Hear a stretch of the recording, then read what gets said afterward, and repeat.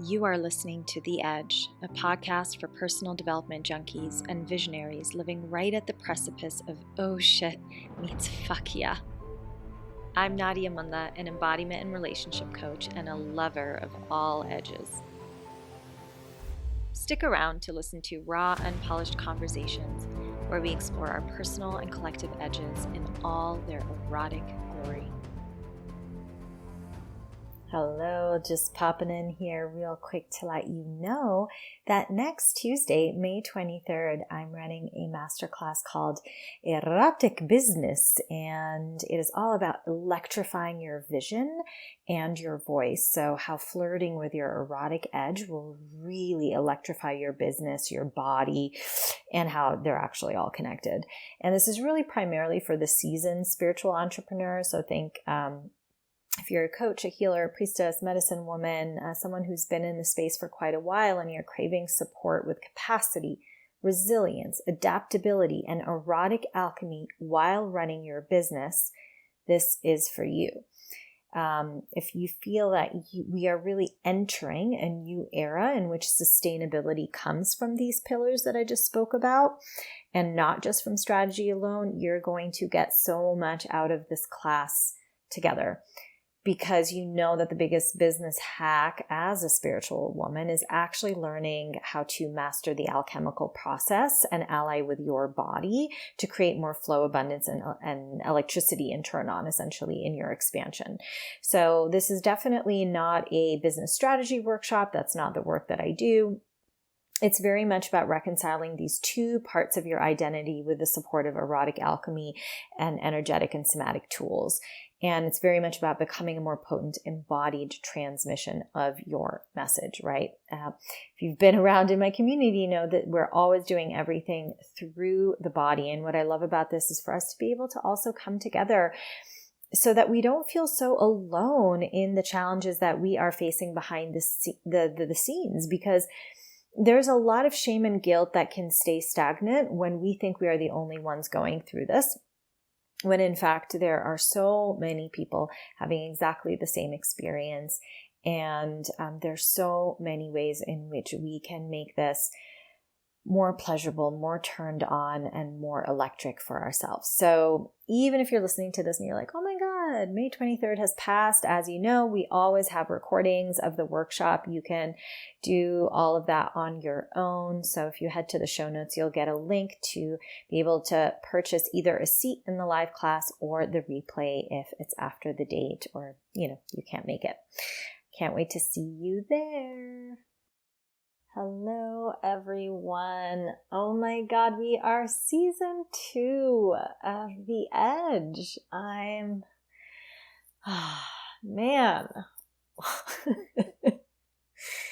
going to be so fucking real with you guys. I have avoided, I think I've recorded like half the season already, and I have avoided the opening solo episode. It's so funny how our minds like to create all this like pressure.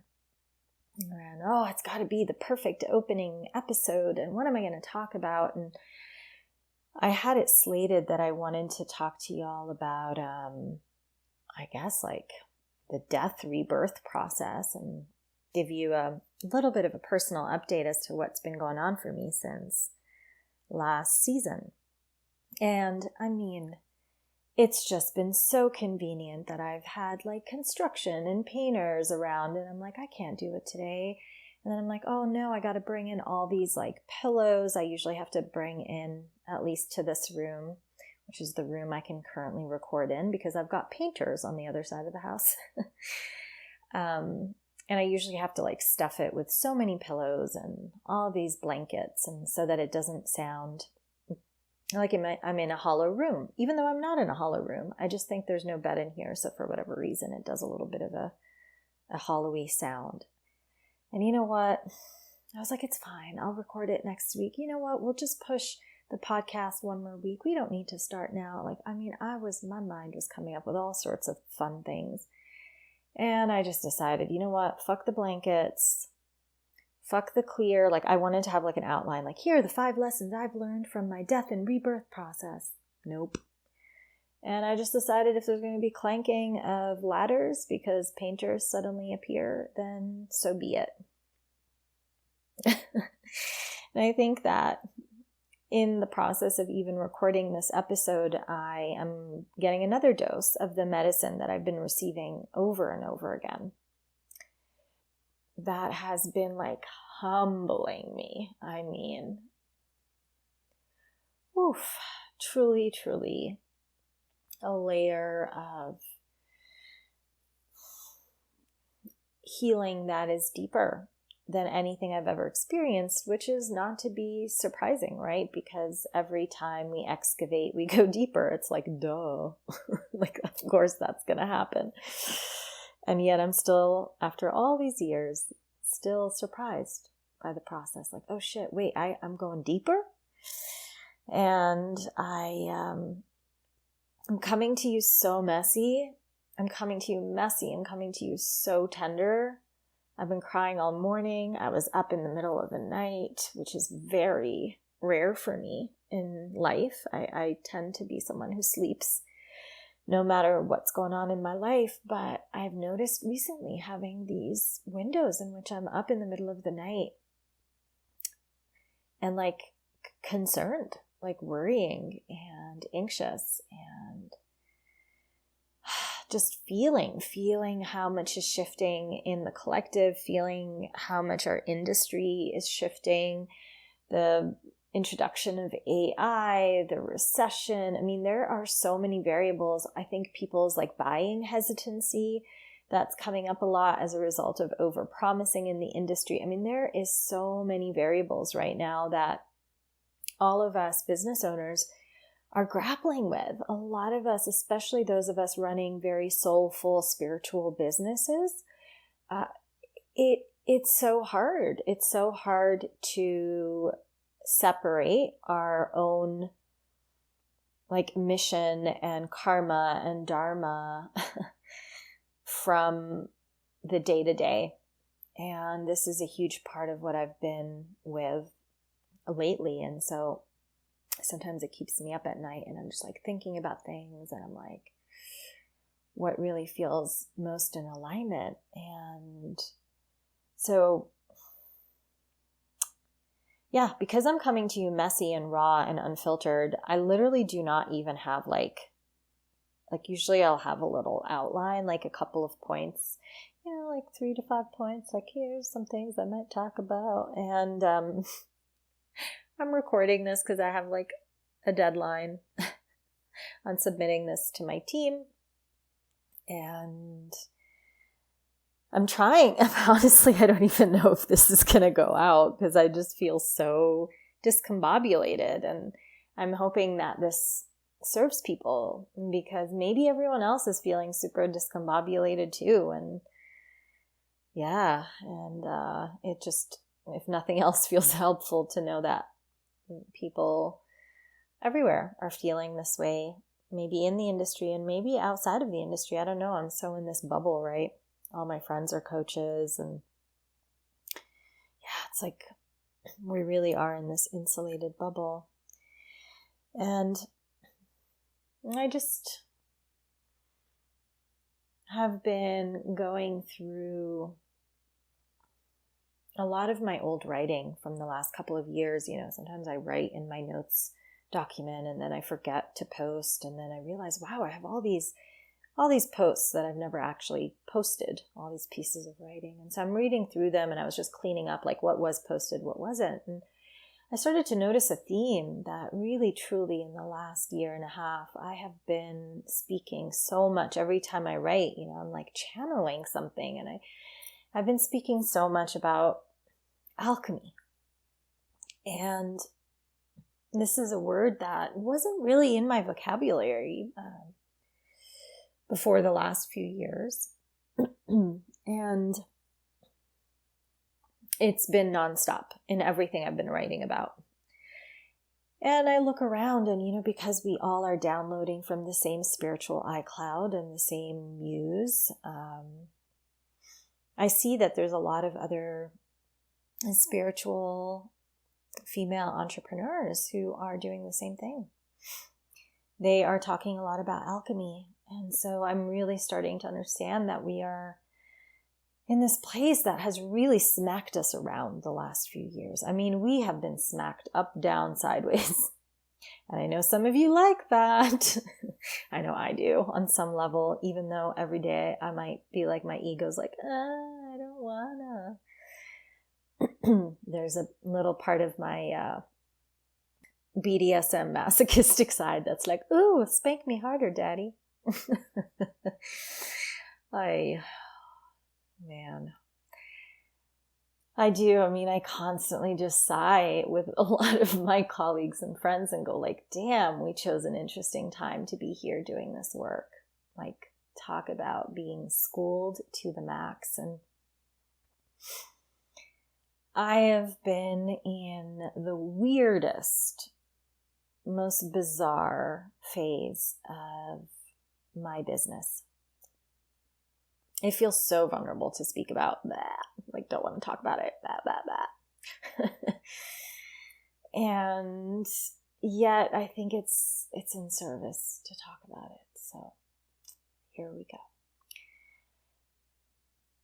You know, there's been quite a few different things happening in my life. My life partnership shifted into something else that has no label in September, October, but that was the beginning of the process, and it really is still going. Like, there's a whole part of my life where I'm dedicating a huge portion of my energy into studying and understanding what it's like to do love a very different way. And this area of my life, although it takes up energy, and it from the outside looks a little bit crazy. A lot of people are like, what is she doing over there? That seems like a little bit of a hot mess. I actually feel so confident and have so much faith and trust around this area of my life. It feels really, really, really good. It feels rich. It feels right. I feel so on my path in that arena, and I feel so incredibly lucky to have the love of a man, even though it may not come in the format that my ego wants. Like, I just want to have life partnership and the husband and the baby and the dog and the thing, just so I can like check it off the list, right? Like, I can feel the part of me that just wants to be like, okay, that's handled. And also, of course, because there's a piece, there's true longing in it. I mean, I come from a culture where it's just so warm at home. There's always people in and out. I mean, my extended family used to just be around all the time. We would have like huge, Sunday family dinners. I mean, lunches, sorry, not dinners. Sometimes they would extend to dinner. Let's be realistic. And it was just, it's very much like, if anyone's watched my Big Fat Greek Wedding, it's like, that's the vibe of my Lebanese family. And I love it. Yes, it's overwhelming sometimes. Yes, I need a lot of alone time after, but it's just so nourishing to my soul. And so as much as I love like the Scorpio part of me, the projector part of me needs a lot of alone time, and I enjoy, there's a lot of things, a lot of benefits to living alone. I've noticed the last few years, I really want to build a life where I come home, or I am at home, and there's warmth, there's life, there's giggles, there's something, someone's cooking something on the stove. Like, there's life energy in the house. And so I don't think it's just ego. Like, I think there's like a true longing to wanting some form of family unit, not really attached to how it looks like. I mean, I just say baby and dog because that's very much the standard, but let's be real. I'm not standard. I never have fit in a box, and I don't think that my family is going to be like a typical formula. I think I'm going to have some like really bizarre, unorthodox version of it. Yet still I hold on to that. So all to say, not to go too far down like my love life world, but that world has definitely been, there's been a whirlwind there. There's been so much rearranging, but there's also been so much like finding. Like, I've been picking up on all these gems. I really have such a solid understanding of like what I want, what I don't want.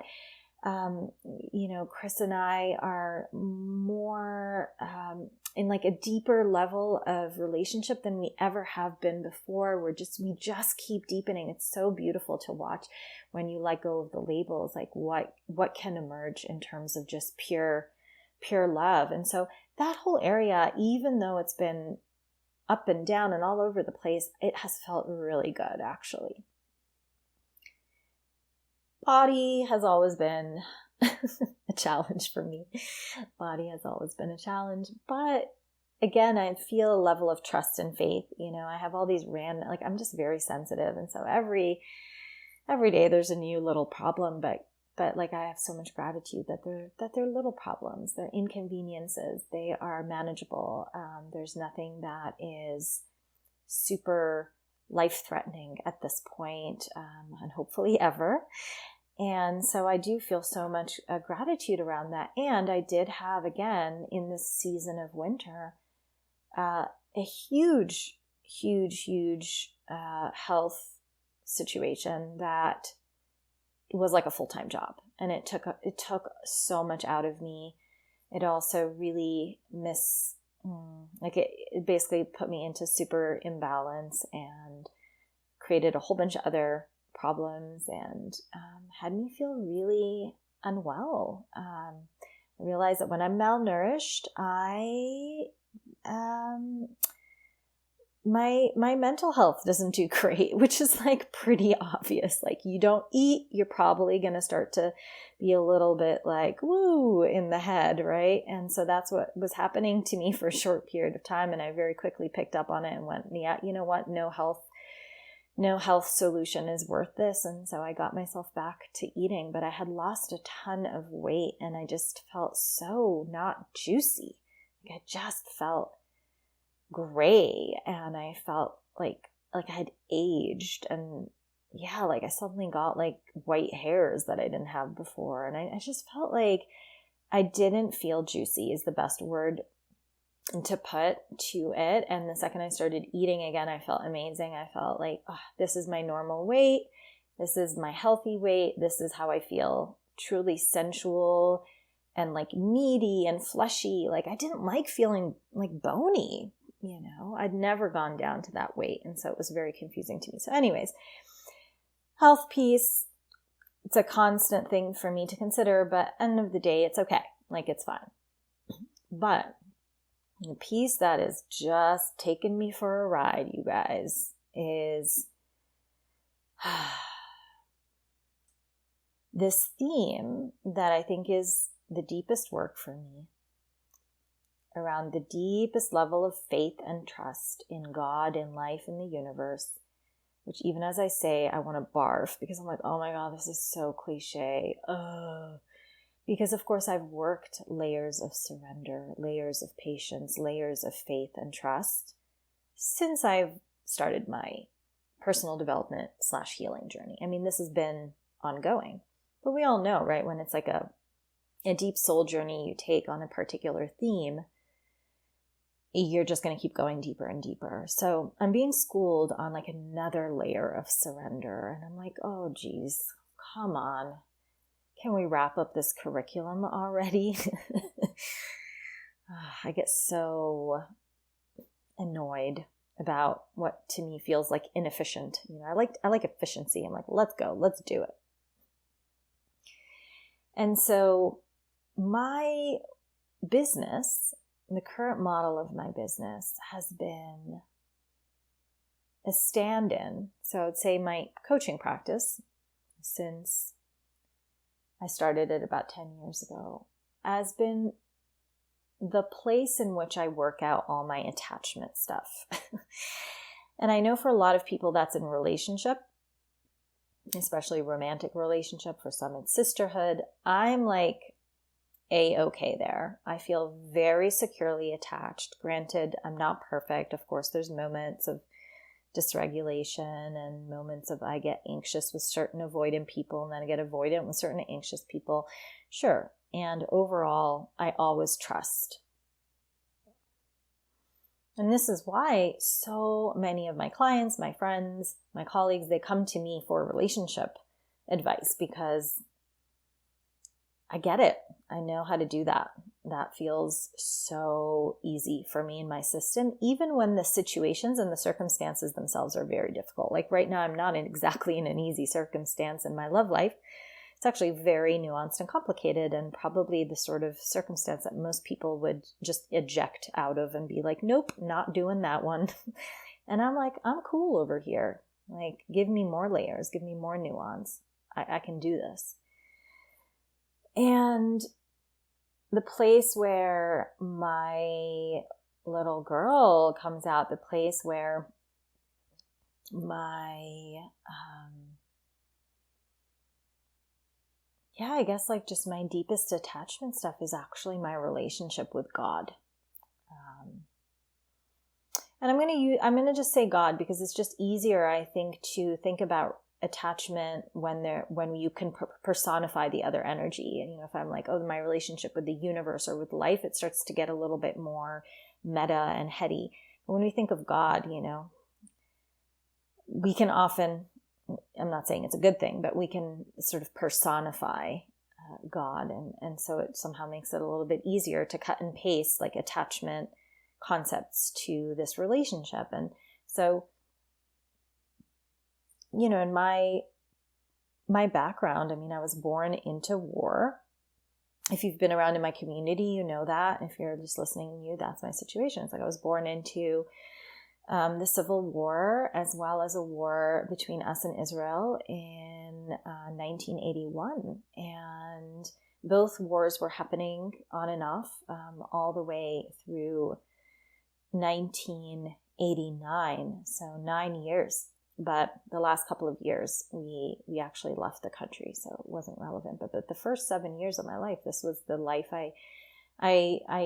this was the world I knew. It was a dangerous world, and I think I felt very forsaken by God. I felt very unseen by God. I felt very alone in the early phases of my childhood. And so I get to work that shit out now, guys. Woo! So fun. I'm curious. Like I'm just noticing myself even as I'm talking about this. I'm like, oh my God, this is like so much about me, and I don't want it to be about me, and I want it to serve them. And I'm really hoping that me sharing so vulnerably about my particular themes that I'm working, that it will bring resonance, and there's a piece there for you that will give permission, that will give you more compassion, self-compassion, more self-love, and more understanding as to what's going on for you in your system. And so for me, the interesting thing is when you put me in a room and I'm about to facilitate embodiment, I click in, I am so on purpose, I'm ready to fucking go. If you put me in a one-on-one session with a client, a coaching client, I am fully clicked in. You put me in a group where I'm teaching, fully clicked in. All these places, when I'm actually coaching, facilitating, or teaching, I am 100% on purpose, and I walk away feeling so lit and so on fire and so on purpose, like so good. And these activities usually fuel me, meaning I walk in sometimes tired, I walk out feeling amazing. They never deplete me. Never. I think the only time I ever started to get depleted from coaching was literally when I had like 15 one-on-one clients or something at some point, and that was like a little much for me, and I started to realize, oh, okay, got it. We need to bring that number down a little. But as an activity, I love it. It's my favorite thing to do. And so when I'm speaking about the attachment stuff coming up in my business, I don't mean in the actual process of coaching. That part feels really solid. Sorry about my voice, guys. This is what happens sometimes when you're up in the middle of the night, and my throat is always the place that gets hit first. And of course I started, because I didn't really prep for this episode, I just was like, if I don't press record now, it's not going to happen. And so I didn't have all my usual things. I usually have like a cup of tea and some water around. I literally have got nothing except a box of my client notebooks, client notes.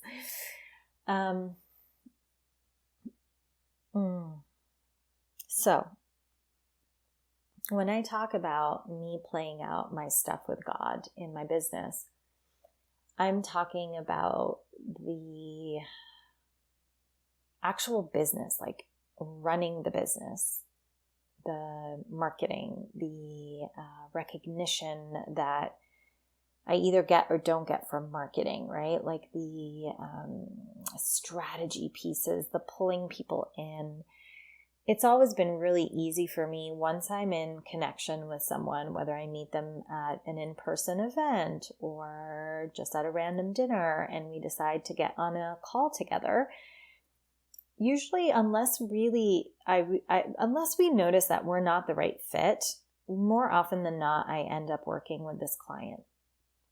And so I've never felt it to be challenging to sell or enroll someone because I know the efficacy and the impact of this work and the transformation and results that I've seen over and over again. So that part feels super easy for me. Doing the actual work is great because I can hold space. I can see people also very, very easy. But for me, there's something that plays out in the very initial phase of business, which is about pulling community in. So really in the like marketing, in the, what do they call it? Like community building phase, in the like list building phase, in the Instagram followers phase. It's just never really clicked for me.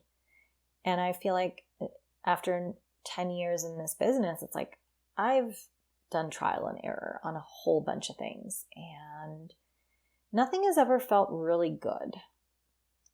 Some things feel better than other things, but overall it doesn't feel really good. And so there's this piece here in that area that plays out around me and God and feeling like the world is a dangerous place and feeling unsafe and feeling like I have to work so hard. This is where my fighter comes out. And it's like, well, I have to work so hard to survive and I have to like move through the challenges and like there's got to be a piece that's hard or else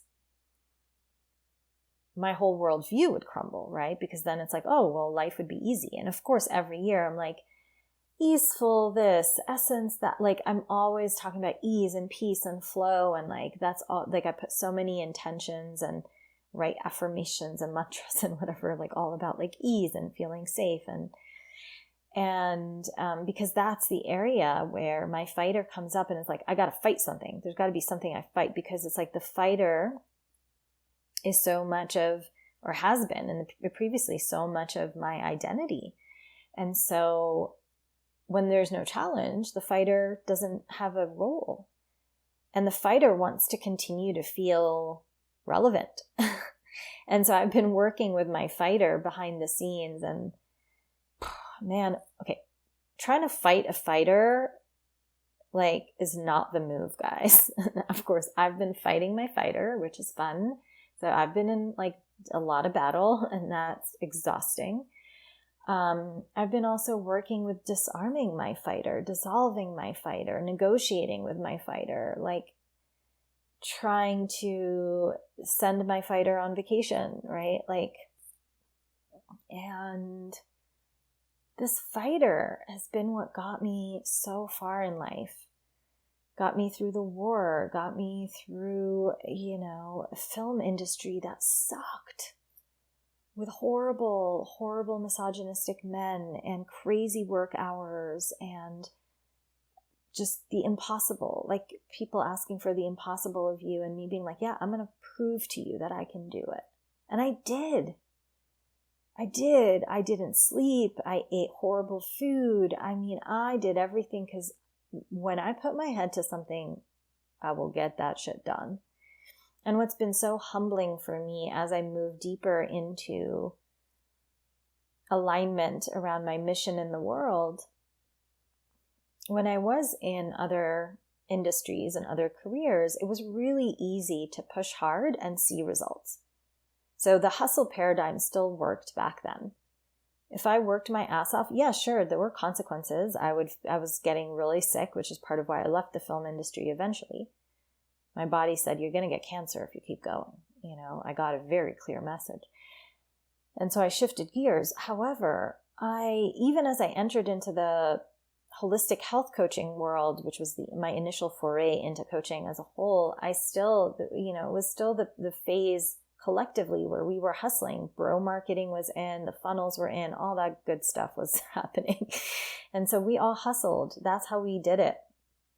And it worked. If I worked harder, I would get more results. If I put in more hours, I would get more clients. And then at some point, the more I got into alignment, the more I stripped away the hustle programming, the more I was like working with feminine flow and surrender and receiving and just like all these other areas that are the opposite of the hustle culture, the less life was letting me get away with any sort of hard work. And so I got to this point where I could do no work or I could do a ton of work. And it was the same exact result. And I was like, this is very confusing to my system, because I understand that when you input a certain amount of something, you output, like input effort, output results, right? Isn't that how life works? And so whether it was the deconditioning of like my projector self, like I'm not really sure. I still don't know what's happening. I'm still in it, right? I'm still working out threads of it. But there was a very clear point where life just started to be like, this formula is not going to work anymore. And at first I thought it was a temporary thing. Like, oh, okay, it's just, I'm being taught a lesson here. So it's asking me to like hustle even less, which like at that point I was working very little, but it's like, oh my God, even less than that? Okay, let's try that. Even less than that? Okay, let's try that. And like, I just kept pulling back on how much effort I was putting in. And then at some point it just got like really quiet. And I'm sure you can imagine my nervous system was like, what the actual fuck is happening here? The less I work, the less I'm like anything's working, but then the more I work, nothing's working either. And so I felt really stuck, but really, really, really stuck. And it's from that place that I started to play with alchemy, where alchemy started to come in as a really important piece of the teachings here. And this is still being worked in my system. I don't have the 5-step formula, the plan. Like, I don't know how to tell you exactly how to, have a multi-million-dollar business by using erotic alchemy. Some people might get that. And I'm just working out how this is truly the next superpower for the woman in soulful entrepreneurship. And the idea of erotic alchemy is very simple. It's that our bodies, and this comes back to work I've been doing for years about using our bodies as allies, using our bodies as the most wise compass, North Star, vessel, friend, right? Decision-making tool that we can. And erotic alchemy was a piece that was starting to show its face a few years ago and then has gotten clearer and clearer and clearer. And it all started when I first channeled the erotic alchemy, when I first started using that word, it was actually, there was a masterclass I taught, I guess it was probably like, I don't know, maybe a year and a half ago. And it was about how to turn your jealousy into turn on. And so it was very niche, very specific around how do I take something that like is burning a fire into my soul and I want to kill someone into, oh my God, this is fucking lighting me up. This is electrifying my whole body. This is turning me on. And so I taught that class and was like, holy shit, this is what we always do in embodiment. We take, we have a few steps. Like we start with like just being with what is, acknowledging, feeling, being with what is, right? But then we also work with shifting what is.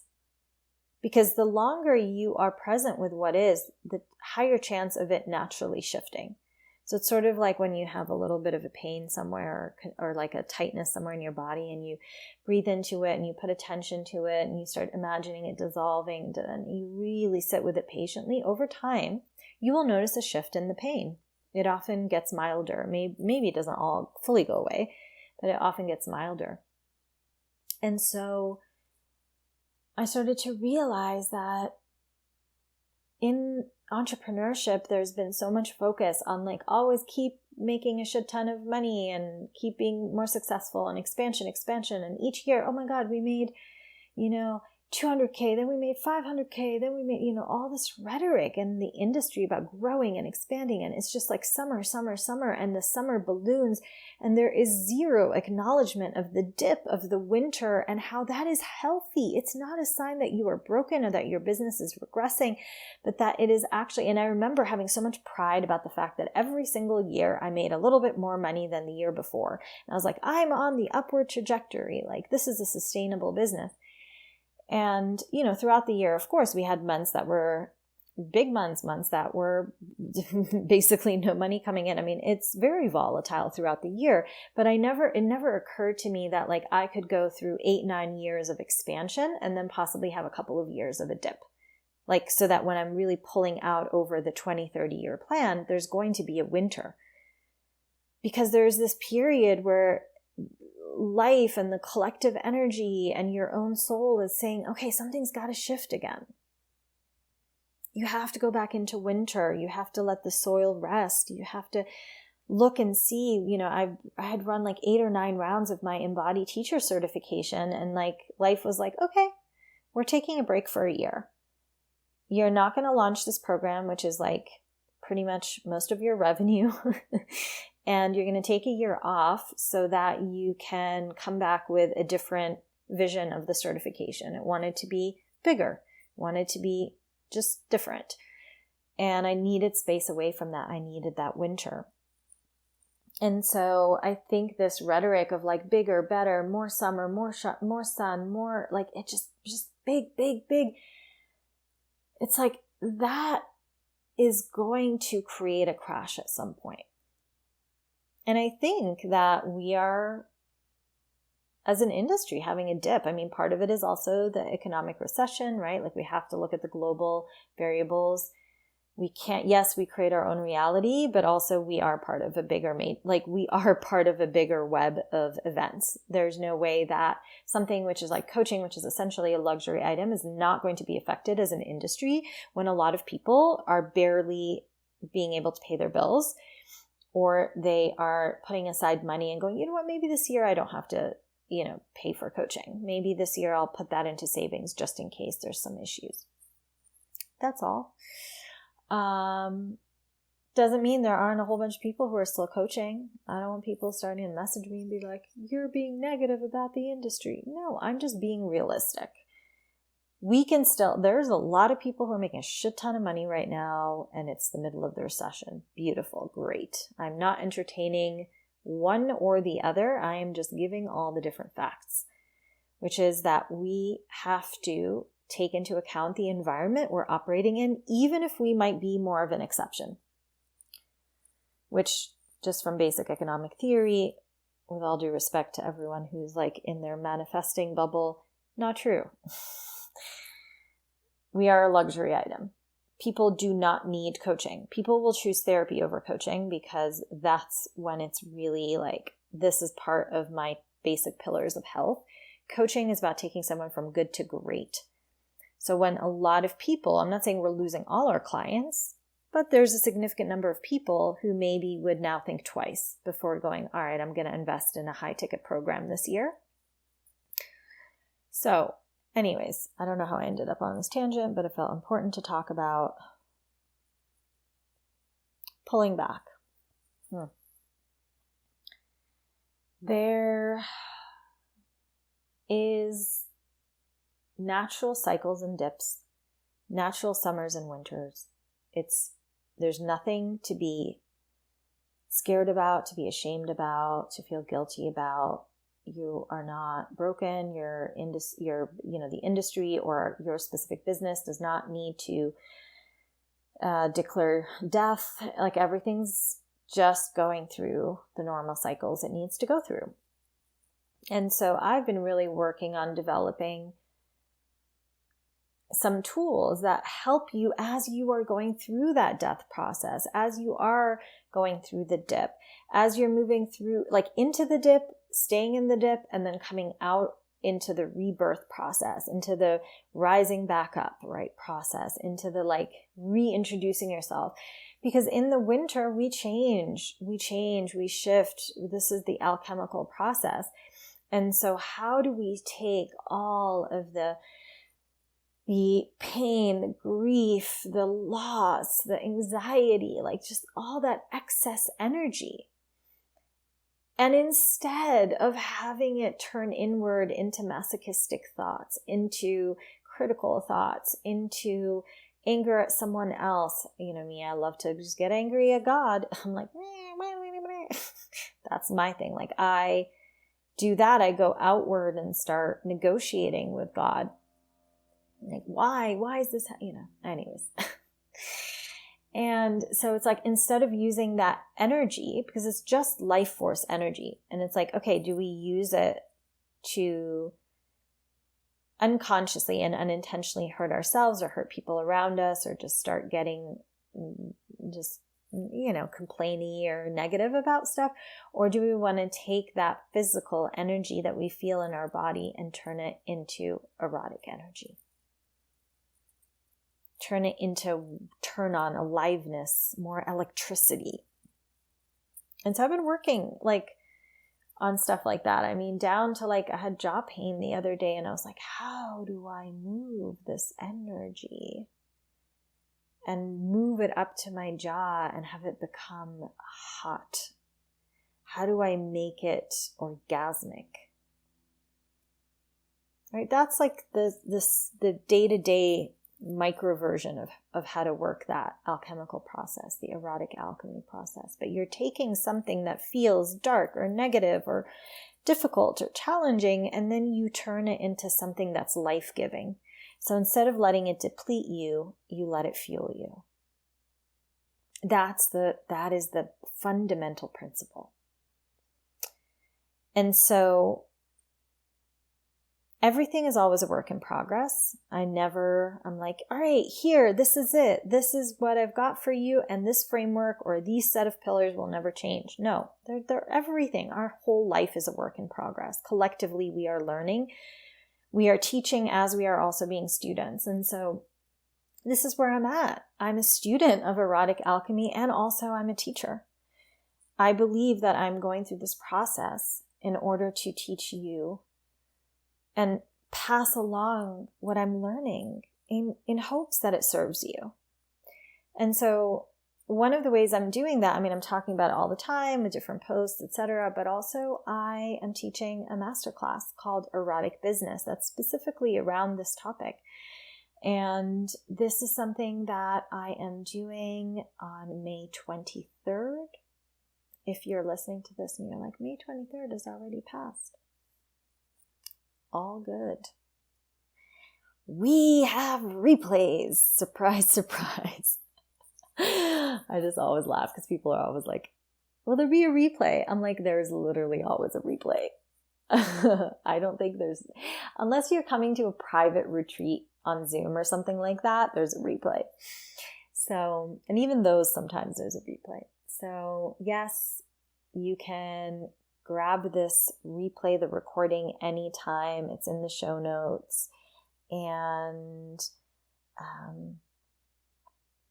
I highly recommend it. If you are either dipping into the death process, you're in it and you don't know how to get out of it, you're feeling really stuck and like it's burdening you and you feel the weight of it, or you're in the process of coming out of it. You're like, oh, it's springtime, I can feel it, right? And you want some support around, okay, how do I come out into the world now, right? How do I use this energy?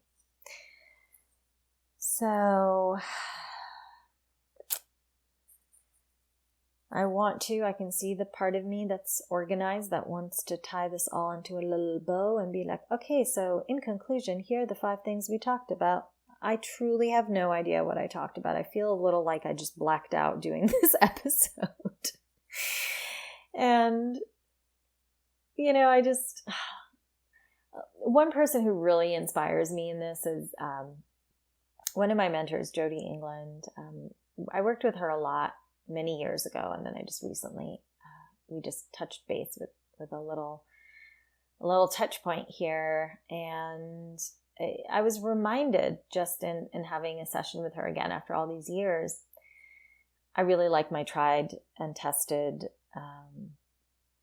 like coaches. I don't know if you guys have noticed this, but when someone works, I always come back to them. I love that, and I feel like my clients do the same. I often get people like years later who are like, hey, I'd love to do a single session, or I'd love to come back and do 6 months. And I find there's a level of relationship that's built that's so beautiful that we can just dive right back into. And so it's having this session with Jody, and Jody is very inspiring to me for 2 reasons. One, she used to have a radio show where she did exactly this, where she showed up with a topic but had no idea where it was going to go and channeled the whole thing. And sometimes when I try to have it be super clean and organized, and sometimes, I am coming here and I'm teaching a few concepts, right, in a solo episode, but I also want to just come on and just be real and raw with you guys. And this is definitely one of those days. So, end of the day, it's called The Edge. And this is my edge. My edge is showing up to you all. This brings me into the second thing that inspires me about Jody is she doesn't try to be who she's not. She really works with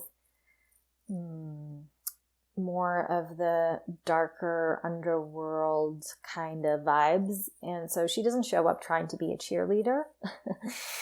And I know we all have different archetypes as coaches and as facilitators. And I sometimes find myself feeling pressure again to be like Summer and cheerleading and be like, hey guys, it's season 2 of the podcast. I'm so excited. I'm going to have so many, and be like real high energy bubbly. And I'm like, this girl is a double Scorpio.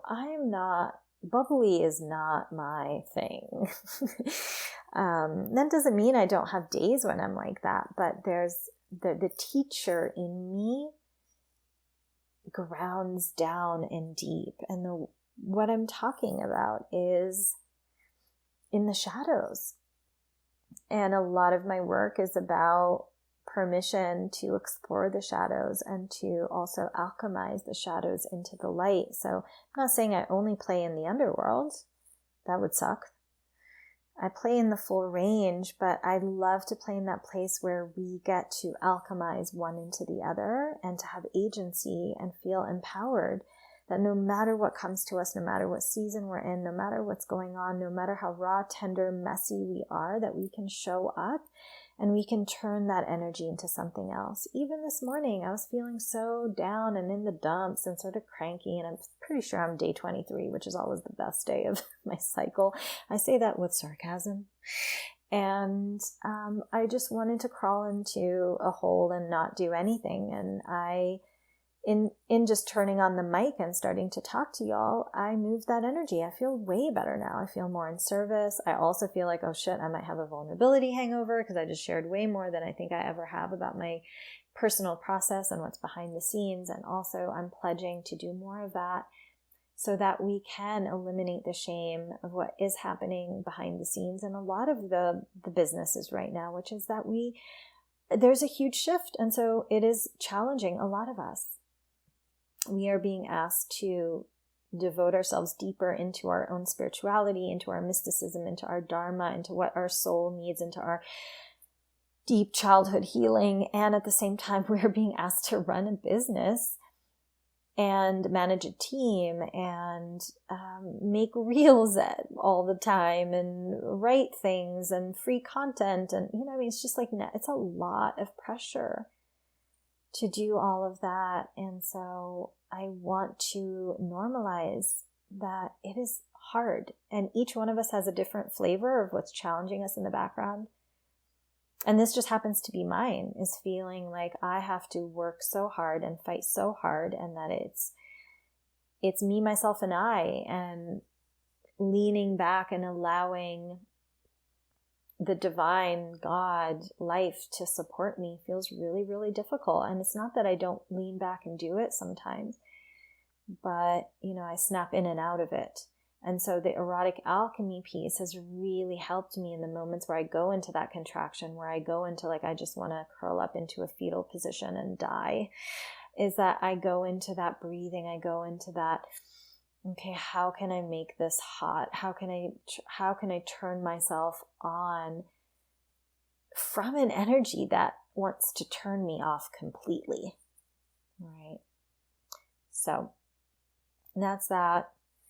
Signing off for the day. This might be one of the longest solo episodes I've ever done. Does a part of me want to delete it and throw it into the trash right now? Yes, 100%, for sure. And again, this discomfort, I'm going to see if I can turn it into eroticism. How do I make this feel alive and electric in my body, right? So stick around to hear a little bit more about who this masterclass is for, and I really can't wait to continue to serve you on this season of the podcast. Okay, loves, thank you for listening. Thank you for supporting, and I hope this served you. If you are looking for a mentor this year that will really help facilitate the next level of potency in your leadership and in your erotic alchemy process, which just means learning how to amplify, transmute, and shift energies that sometimes can feel stagnant or heavy or challenging or contracting, and you want to turn them essentially into erotic, electrifying turn on, and you want to play right at that edge that I like to call the erotic edge, then I highly recommend checking out my new program. It's a mentorship for my one-on-one clients that is all about us learning to become masters of Eros, learning how to work with the seasons of death and winter and loss and turn them into something, from something that depletes us into something that fuels us. And so I highly, highly recommend checking out the page. It's nadiamunla.com/erotic edge. We've got a couple of different options for you. We have the way that I love to work is a 6-month container always. It's tried, tested, and true. I've been doing it for 9 years. And then there's also a 3-month container if you are someone who likes to take everything and compact it a little bit more. If you're really working on going into an in-depth immersion over a smaller amount of time, if you don't have the space to go to sort of pull it out and do it over 6 months, then, this 3-month package could be an option for you as well. In both cases, you get Voxer support from me. In both cases, you get the option to do a 2-day in-person erotic movement immersion with me, which also can be done online, virtually on Zoom, if you're someone who cannot travel, but you really want to do this. So there are so many options, but this is a combination of sort of traditional life coaching calls combined with an in-person immersion, combined with in-between call support. So really it's the full, what do they call it? The full enchilada, ladies. So reach out, take a look at the site, and if you have any questions, you know where to find me. There's a direct link to apply there. That's always the best way to get on an exploration call with me, where we really get a sense of whether it's a fit or not. Because in this particular program, I only take a handful of people a year. So I always love to hop on the phone and make sure that this is going to be a situation that's like win-win-win, where there's going to be magic and fireworks, and it's going to be the best decision for you. All right. So I hope to talk to you soon. I love you guys so much. Thank you for listening.